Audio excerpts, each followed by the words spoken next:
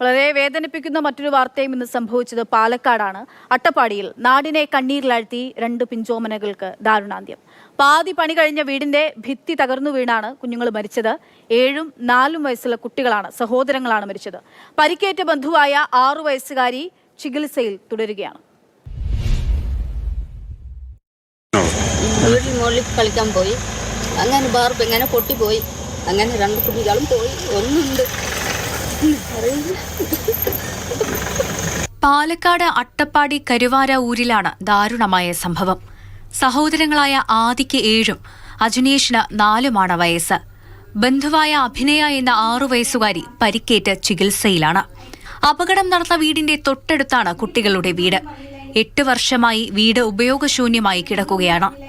വീടിന്റെ സൺഷെയ്ഡിൽ കയറി കളിക്കുകയായിരുന്നു കുട്ടികൾ. ഇതിനിടയിലാണ് അപകടമുണ്ടായത്. കുട്ടികൾ ദേവച്ചാൻ അവിടെ പോയി കളിക്കാൻ പോകും. കളിച്ചിട്ട് എങ്ങനെയായോ എന്നറിയില്ല, അങ്ങനെ പൊട്ടിപ്പോയി ബാർപ്പ്, അങ്ങനെ പൊട്ടി കുട്ടികളുടെ മേത്ത് കയറി അങ്ങനെ പോയി. 2 കുട്ടികൾ മഴ നനഞ്ഞും വെയിൽ കൊണ്ടും ദുർബലമായ അവസ്ഥയിലായിരുന്നു മേൽക്കൂരയില്ലാത്ത വീട്. സ്ഥിരമായി കുട്ടികൾ കളിക്കാനായി ഇതിനു മുകളിൽ കയറാറുണ്ട്.